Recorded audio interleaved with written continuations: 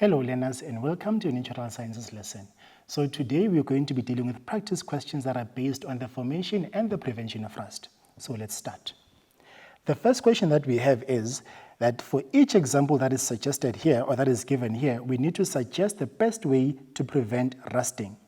So now what are the methods that we can use to prevent rusting? Let's name them, then we can see where do they fit in the examples that are given to us here. We have number one, oiling. Number two, galvanizing. Number three, electroplating. So, and then the last one, number four, it is painting. So we have oiling, galvanizing, electroplating, and painting. So therefore, let's now try to see which one fits where. So again, we need to suggest ways or the best way to prevent rusting on a metal window frame. So what can we do to a metal window frame? We can paint it.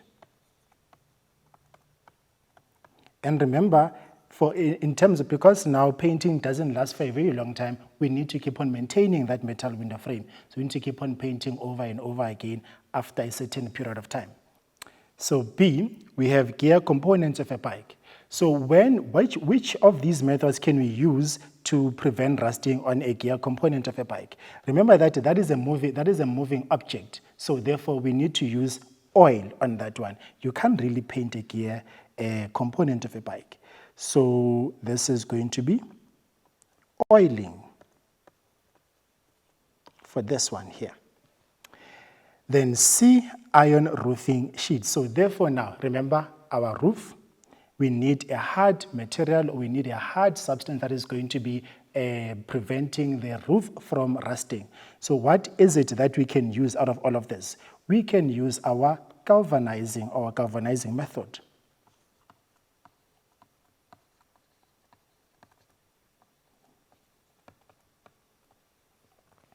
And then last one, steel support for a bridge. So think of a bridge. What is it that we can do or to that steel support of a bridge in order to make it last longer? Can we oil it? Can we galvanize it? Can we electroplate it? Or can we paint it? So the best one that we can use, again, it is galvanizing. We need to galvanize. Galvanizing. There we go. So these are the best methods that we can use in order to prevent these materials from rusting. And these are the methods that you're going to be using in order to do that. Our next question, we are given that rusting is a world problem that leads to loss of equipment and a lot of money each year. Why do we lose that money? Because we need to keep on replacing that material. We need to keep on replacing the metal instead of just preventing it from rusting. We just replace. So what is it? How can you then save the money? Which metal is involved in rusting? So when rusting occurs, which metal is involved in that one? So we know that gold, silver, and platinum do not rust. But then the one that rusts is iron, and its chemical symbol, it is capital letter capital letter F and small letter E. Then rusting is a form of corrosion. What is corrosion? So we need to know what corrosion is, and we are told that rusting is a form of corrosion. So corrosion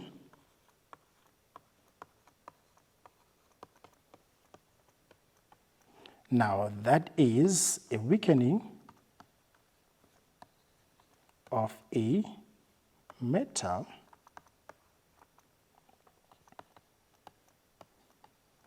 through a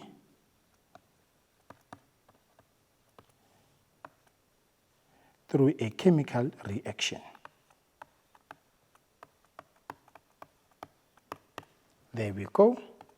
Now, our next question is asking us again to fill in the missing words. So we are given certain sentences that are incomplete, and we need to fill in the missing words there so that the sentence makes sense and the sentence is true.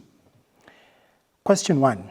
A. It says another word for iron oxide is, so we know that a metal reacts with oxygen to form iron oxide. And iron oxide, what is that now?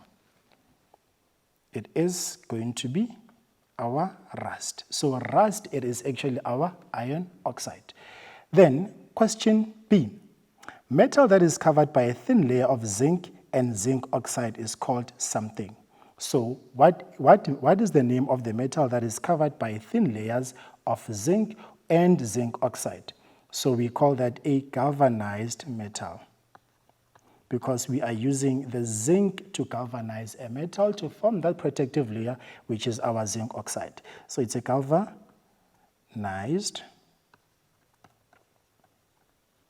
metal. Then C, the gradual destruction of materials, usually metals, by chemical reaction with the environment is called. So what do we call the gradual destruction of materials? And those materials are usually metals, by chemical reaction with the environment. So those metals, that destruction rather, the gradual destruction of metal, the gradual destruction of materials, usually metals, by chemical reaction with the environment is called that's rust. Rust. So you have A, B, and C. Now let's move on to our next question. So now we still need to fill in the missing words of these two questions. So when the air in a specific area contains moisture, we refer to the area as having a. So if an area contains moisture, then that area is referred to as having a corrosive climate.